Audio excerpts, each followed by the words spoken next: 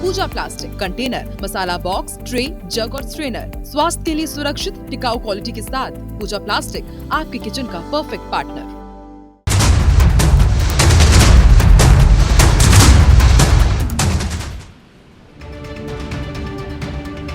तो मध्य प्रदेश के खंडवा का एक मदरसा जहां बच्चों को तालीम दी जाती है, कुरान पढ़ाई जाती है, लेकिन उसी मदरसे के कमरे का दरवाजा जब पुलिस ने तोड़ा तो जो नजारा सामने आया उसने हर किसी को हैरान कर दिया। जी हां, कमरे से बरामद हुए लाखों रुपए के नकली नोट बंडल से भरे हुए थे और ये सब बरामद हुआ मदरसे के इमाम के कमरे से। लेकिन मामला यहीं तक सीमित नहीं रहा।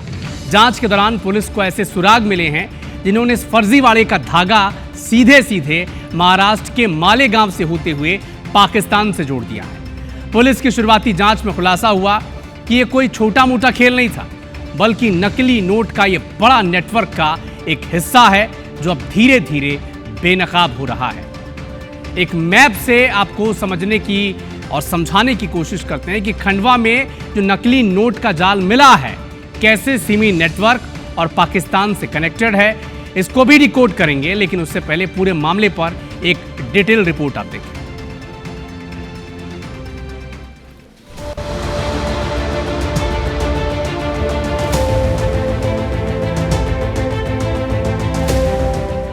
महाराष्ट्र के मालेगांव में मुंबई आगरा हाईवे पर पुलिस ने होटल एवन के पास जाल बिछाया था। रात का अंधेरा, तभी दो संदिग्ध नजर आते हैं। एक के हाथ में बैग और पुलिस ने दोनों को धर दबोचा, जिनका नाम था जुबैर अंसारी और नजीम अकम अयूब अंसारी। जब तलाशी हुई तो बैग से 500 के नोटों के बंडल निकले, कुल 10 लाख रुपए। लेकिन ये नोट असली नहीं थे बल्कि नकली थे। पुलिस भी चौंक गई क्योंकि ये नोट इतने बारीक बनाए गए थे कि आंखों से पहचानना मुश्किल था। लेकिन मशीन ने सब पकड़ लिया। अब सवाल ये कि ये नकली नोट आए कहां से और जुबैर कौन है? जांच के दौरान खुलासा हुआ कि जुबैर का कनेक्शन मध्य प्रदेश के खंडवा जिले के पौठिया गांव से, जहां वो एक मदरसे में रहता था। जांच आगे बढ़ी तो सुराग सीधे खंडवा के उसी मदरसे तक जा पहुंचा।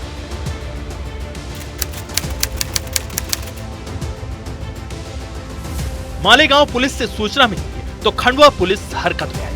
मदरसे में छापा मारा गया, जुबैर के कमरे का ताला तोड़ा गया। अंदर मिला एक बैग। जब बैग खोला तो उसमें 500 के नकली नोटों के बंडल, गिनती हुई 19,78,000 रुपए, यानी कुल 30 लाख से ज्यादा का नकली नोटों का खेल। पुलिस के मुताबिक जुबैर और नजीम दोनों बुरहानपुर के हैं। ये महाराष्ट्र में नकली नोटों की सप्लाई कर रहे थे, लेकिन अभी भी कई राज बाकी हैं। कौन दे रहा था इन्हें नकली नोट? कितने और लोग जुड़े हैं इस नेटवर्क में? जावर में एक अपराध पंजीबद्ध करने के बाद आज एक विशेष जांच दल गठित किया गया है, जिसमें डीएसपी हेडक्वार्टर अनिल चौहान और साइबर प्रभारी प्रवीण आर्य के नेतृत्व में टीम मालेगांव भेजी गई है। आरोपियों से पूछताछ के बाद हम इस बात का और जानकारी लेंगे कि ये कहाँ प्रिंट करते थे इन नोटों को, या क्या इसका सोर्स था और ये कब से इस कार्य में लगे हुए हैं। इन सभी पहलुओं की हम लोग जांच। कनेक्शन जिसने सबको चौंकाया। सोचिए, एक इमाम जो रोज नमाज पढ़ाता था, वही नकली नोटों का सौदा कर रहा था। 3 महीने में कई बार छुट्टियां ली, हर बार बैग लेकर लौटता था। पुलिस अब पूरे नेटवर्क को पकड़ने में लगी है। बाकी साथियों की तलाश जारी है। क्या ये चैन टूटेगी? तो सवाल यह है कि नकली नोट आए कहां से। इसकी जांच के लिए अब एसपी ने एसआईटी का गठन कर दिया है, जिसमें एएसपी, डीएसपी और जावर थाना प्रभारी भी शामिल किए गए हैं। टीम आरोपी जुबैर अंसारी से पूछताछ करने के लिए मालेगांव पहुंची। तो सवाल अब यह है कि ये नेटवर्क कहीं बहुत बड़े हिंसक संगठन का हिस्सा तो नहीं है। पुलिस को शक यह है कि ये अंतर्राज्यीय बल्कि अंतर्राष्ट्रीय गिरोह भी हो सकता है। और क्या इसका कनेक्शन एक खतरनाक आतंकवादी संगठन से है? सवाल बड़े सारे हैं। यहां तक कि इसका कनेक्शन सिमी संगठन से जुड़ता भी दिख रहा है। तो सवाल यह है कि आखिर ये सिमी क्या है जिससे इस मामले का कनेक्शन दिख रहा है। आइए आपको डिटेल से समझाते हैं कि आखिर इसमें है क्या। मदरसे से नकली नोट मिलने का मामला अब तूल क्यों पकड़ रहा है, इसकी जड़ में अगर जाएं तो इस मामले को लेकर विश्व हिंदू परिषद ने प्रदेश के सभी मदरसों की व्यापक जांच की मांग की है। परिषद के प्रांत पदाधिकारी संतोष शर्मा ने बड़े गंभीर आरोप लगाए हैं और कहा है कि सभी मदरसों को जांच के दायरे में लाना चाहिए। एक रिपोर्ट आप देखें तब समझ पाएंगे कि आखिर ये जो आतंकवाद का कनेक्शन इससे जुड़ रहा है, सिमी से इसका क्या कनेक्शन है। देखें।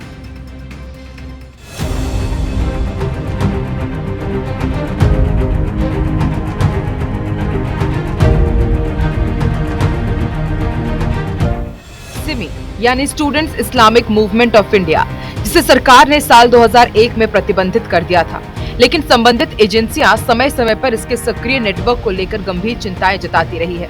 मध्य प्रदेश का खंडवा शहर लंबे समय से सिमी का एक प्रमुख हॉटस्पॉट माना जाता है। अक्टूबर साल 2013 में 7 सिमी सदस्यों के खंडवा जेल से फरार होने की घटना ने पूरे शहर को हिला दिया था। इसके 3 साल बाद अक्टूबर साल 2016 में भोपाल जेल से 8 सदस्य भाग निकले, जिनमें से 5 खंडवा के बताए गए थे। जांच रिपोर्ट में ये भी सामने आया कि कुछ फरार आरोपी साल 2013 की घटना से जुड़े हुए थे, जिससे ये शक और गहरा हुआ कि यहाँ एक स्थानीय नेटवर्क सक्रिय था। पाकिस्तान, ISI और नकली नोट। भारतीय सुरक्षा एजेंसियों का कहना है कि सिमी को पाकिस्तान की खुफिया एजेंसी ISI से मदद मिल चुकी है। कथित तौर पर फंडिंग, ट्रेनिंग और हथियारों के जरिए कुछ रिपोर्टों में ये भी दावा किया गया है कि पाकिस्तान के शहर क्वेटा में नकली नोट छापने वाले केंद्र से भारत में चल रहे नकली नोट रैकेट का सीधा संबंध है। पुलिस और जांच एजेंसियां महाराष्ट्र और मध्य प्रदेश की संयुक्त टीम के साथ इस पूरे नेटवर्क की गहराई तक पहुंचने की कोशिश कर रही है। नकली नोट पकड़ाने की मामला जो आप बता रहे हैं खंडवा से मिला है। आप बहुत बेसिक में जाएंगे, रूट में देखेंगे तो खंडवा सिमी के आतंक का गढ़ रहा है। और नकली नोट की जो मात्रा है, जिस मात्रा में वो पकड़ाए हैं, यहाँ NSI और बड़ी जांच एजेंसियों को दखल देने की, केंद्र सरकार को दखल देने की बहुत ज़्यादा ज़रूरत है, क्योंकि ये जो नकली नोट का जखीरा एक तरह का पकड़ाया है, ये कोई सामान्य आदमी के घर से नहीं मिला है, एक सार्वजनिक स्थान से मिला है जहां हर व्यक्ति का आना जाना संभव है। खंडवा में बार बार हो रही ऐसी घटनाएं और आरोपियों का बार बार फरार होना ये दिखाता है कि यहाँ किसी तरह का संगठित नेटवर्क सक्रिय रहा है। लेकिन अभी ये साफ नहीं है कि स्थानीय स्तर पर उसे कितना समर्थन मिला या फिर जेल और पुलिस सिस्टम में कहीं कोई मिलीभगत थी या नहीं। दोनों राज्यों की पुलिस अब भी इस पूरे नेटवर्क की तह तक जाने की कोशिश में जुटी हुई है। तो मदरसे से नकली नोट मिलने का मामला अब तूल पकड़ता जा रहा है। इस मामले को लेकर विश्व हिंदू परिषद ने प्रदेश के सभी मदरसों की व्यापक जांच की मांग की है। परिषद के प्रांत पदाधिकारी संतोष शर्मा ने कहा कि मदरसों से लव जिहाद और दूसरी गतिविधियों के लिए फंडिंग की जा रही है, इसीलिए इनकी जांच और जरूरी है। वहीं महामंडलेश्वर राम गोपाल दास महाराज का भी एक बयान सामने आया। उन्होंने भी मदरसों की जांच की मांग करते हुए कहा कि मदरसों से ही सनातन धर्म के लिए खतरा पैदा हो रहा है, इसीलिए सरकार को इस दिशा में गंभीर कदम उठाने चाहिए। नकली काम जो है वो सब मदरसों से चल रहा है। मदरसों में नकली नोट, मदरसों में लव जिहाद की फंडिंग, मदरसों में हथियार, मदरसों में पत्थर और मदरसों में वो मानव बम ये लोग तैयार कर रहे हैं जो सनातन और राष्ट्र के खिलाफ जाएं, इस भारत के टुकड़े हो, ये इनका संकल्प है।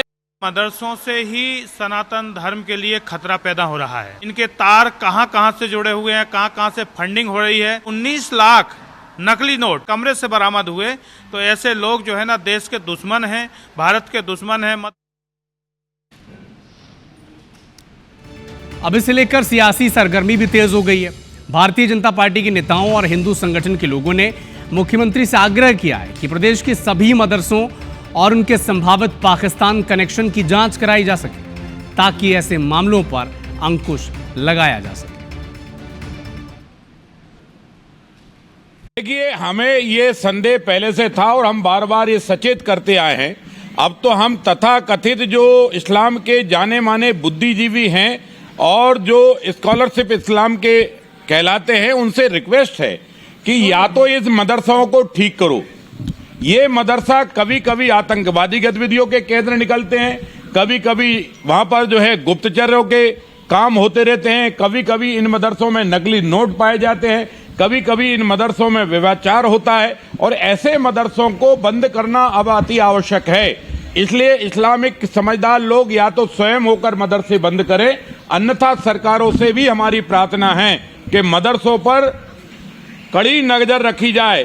बाहर के लोग आकर इस मदरसा में काम कर रहे हैं और न सिर्फ काम कर रहे हैं बल्कि अवैध गतिविधियां भी कर रहे हैं। मुझे लगता है कि जो मदरसा में पढ़ाने वाले लोग हैं उन सब की जानकारी सरकार को हासिल करना चाहिए और वहाँ गतिविधियाँ क्या क्या चल रही हैं इसके ऊपर सरकार को ध्यान देने की आवश्यकता है। मैं मुख्यमंत्री जी से निवेदन करूँगा कि इस विषय को गंभीरता से लेकर और बाकी भी प्रदेश में जो मदरसे चल रहे हैं उनके बारे में एक पॉलिसी अवश्य बनाना चाहिए। बहुत बड़ी जो खबर मुझे भी पता चला तो मैं तुरंत ही यहाँ पर हमारे एसपी सर से मेरी बात हुई तो एसपी सर कहीं बाहर थे तो एडिशनल ऑफिसर हमारे तानेकर जी से भी मैं आकर यहाँ मिली, पूरी जांच पड़ताल की और जो जुवेद अंसारी करके है जो 19,78,000 के करीब जो नकली नोट बरामद किए गए हैं तो मैंने सर से मिलकर उनको भी बताया कि जो हमारे मदरसे हैं मस्जिदें हैं उनकी जांच पड़ताल करें क्योंकि ये नकली नोटों को बनाना मतलब हमारे देश को खोखला करने की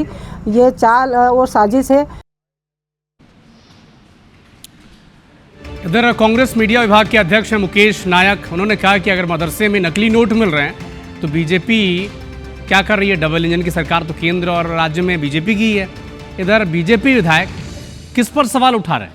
क्योंकि अगर सिक्योरिटी ब्रीच का ही अगर ये मामला है तो फिर सवाल तो बीजेपी पर ही उठना चाहिए।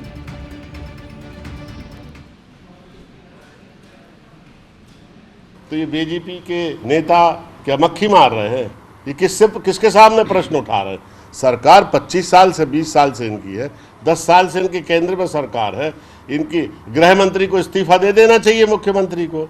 उनकी नाक के नीचे नकली नोट छप रहे हैं, ड्रग्स की फैक्ट्रियां चल रही हैं, दूसरे राज्य की पुलिस यहाँ आके पकड़ रही है, पूरा दारू का अवैध नेटवर्क पूरे देश में काम कर रहा है। तो ये किसकी गलती है?